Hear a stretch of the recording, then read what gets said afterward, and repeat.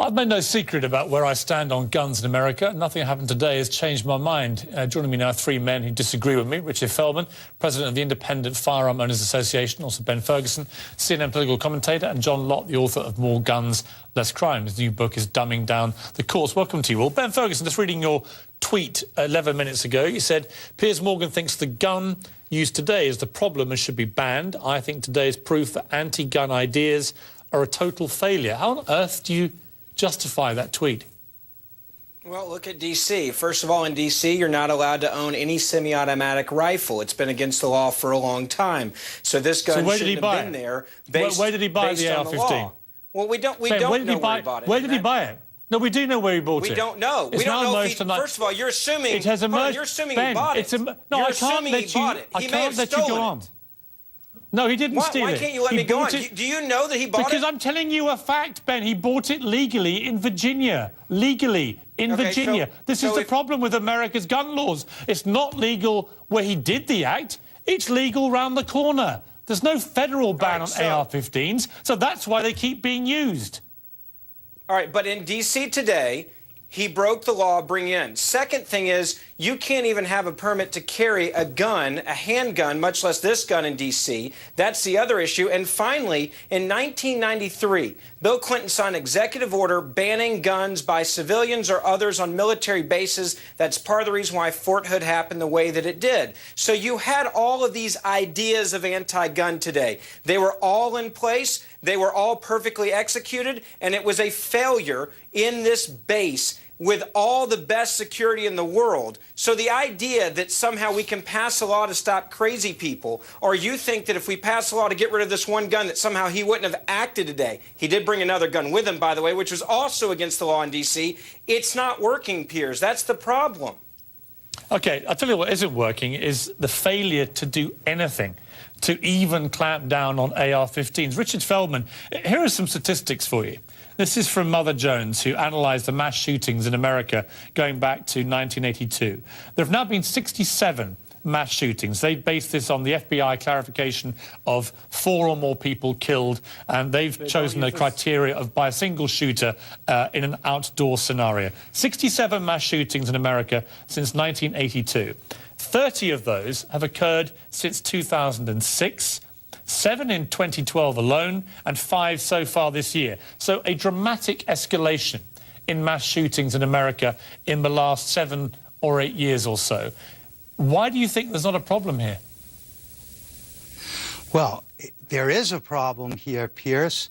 What our failure as a nation is to even talk about the complexity of the problem. You know, Piers, after the tragedy last year at Sandy Hook, everyone seemed to have as one of their talking points mental health. And as soon as we said mental health, that was check. But we never had an adult conversation in this country about the problems with our mental health system. And just earlier today, I was speaking with Dr. Cedric Alexander, the chief of police in DeKalb County, Georgia, where there was a shooting incident 2 weeks ago that didn't lead to any injuries. And he was, you know, frustrated, as millions and millions of Americans are, that we sort of lose track with the problem, and instead of staying focused on the problem, we start talking about the particular type of gun used, as though being shot with a different type of gun would somehow be better or worse, instead of focusing on the problem. But the real problem, though, isn't it, John Lott, and you and I have debated this after almost every mass shooting in the last 3 years, is it you guys just never accept that the gun itself can ever be part of the problem? In fact, your answer to all these shootings is arm more people. Now, let's take what happened today, because the NRA has been curiously silent today. NRA doesn't want to say anything about this, and here's why. Because the Washington Navy Yard is heavily secure. It is crawling in armed security people, armed police. And yet it was still infiltrated by a man with a legally purchased AR-15 who just committed the same kind of atrocity as we saw at Sandy Hook and Aurora. And yet I'm sure, John Lott, you're going to explain to me now why the solution is not to deal with that gun, which keeps being used to do these atrocities, but is to arm even more people in that building. Is that right? Well, in this case. I would agree with Ben earlier, and I would say I'd go even further, and that is when you go and ban guns from certain areas, when you don't allow our soldiers or naval officers to be able to go and carry guns, you actually create a magnet for these types of attacks to occur. I have to say the numbers that you're using for Mother Jones are simply wrong. If you look at any of the academics who have gathered data, there's no big increase that occurs in recent years. What essentially is Mother Jones used different definitions to measure these attacks over time. So just to clarify, Mr. Lott, just to clarify, you are stating for the record that when Mother Jones, with their specific criteria that I gave you, when they say there have been 70 shooting incidents in America where 4 or more people have been killed by a lone shooter in an outdoor scenario, you are saying they are inventing those statistics? I'm saying multiple people have said that they're wrong in terms of their numbers. Are you, multiple a so-called expert in this, are you prepared to say now, for the record, that Mother Jones is simply inventing these statistics, that these mass shootings that they have recorded in great detail, which are published on their website, simply didn't happen? Is that your position? No, I didn't say they didn't happen. I said that they use they don't use a consistent standard, and so if they do. They've made it very clear what their criteria is now than there used to be. But there are more occurring now, Piers. John Lott. There are. No. There have been. Let me repeat for you. Let me repeat for you. Since 1982. No, you can keep on repeating Mother Jones. Look, please, Piers, if you allow me to repeat, want to rely on Mother Jones, you can't do what you always do, which is simply spin these statistics. Let me repeat to you the facts. Since 1982, there have now been 70 mass shootings in America. Of those, 30 have happened since 2006.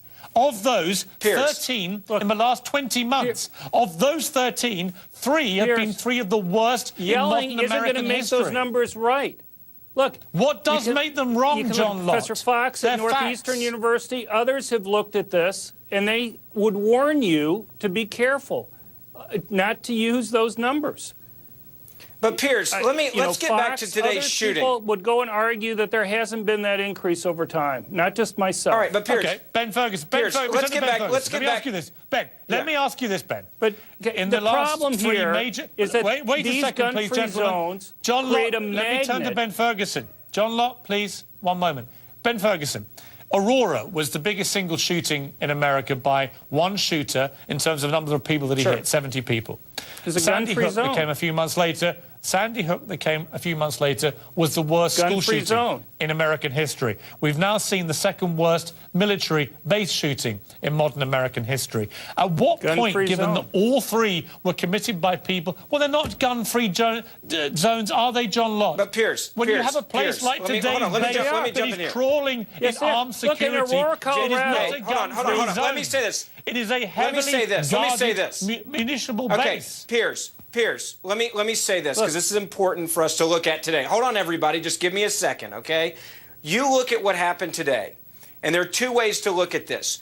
You want to blame the AR-15, and you think that if we ban this AR-15, federally ban it, that somehow that is going to fix the issue. I look at it differently, Piers, and I look at it from this perspective. When you allow these places to go where the only people there that can protect these individuals are those at the gate, at the front door with the gun, the MPs that are there. Same thing that happened in Fort Hood. Once this guy, and we don't know yet how he infiltrated it, okay? We know that the guys that were there minding their own business, doing their jobs, played by the rules. They did not bring a gun in. They are not allowed to, based on an executive order by Bill Clinton in 1993. When you allow a military base to be able to be infiltrated by an individual like this, and at that point he has free reign until those people with guns at the gate can find him. And look how many hours we had a lockdown today, and we had a lot of information about not knowing how many shooters there were, or where they were, or if they had them all. But Ben, you continue to look at this. Let me finish this. This is important. You continue to look at this based on the gun is evil. I say don't set up people, whether it be a movie theater or a school or a military base, for failure by having a gun-free zone unless you are a law enforcement official at that base, at that movie theater, at that school. But Ben, with respect, it's not a gun-free zone. The Washington Navy base that was hit today is Then why did Bill crawling Clinton in armed security. sign... Wait a minute. The very same armed security you guys have called for after Sandy Hook, after Aurora. You wanted armed guards at movie theatres, armed guards at schools. There were armed guards at the naval base, and it made absolutely no difference. I haven't called for that. This is the reason why we are in favor. This is the reason why we're not calling for armed guards, because they cannot work, and today is proof of that. We are saying that if you are in the United States Navy and we trust you with Navy ships and war, why the hell wouldn't we trust you to carry your weapon to work with you when we trust you with top secret information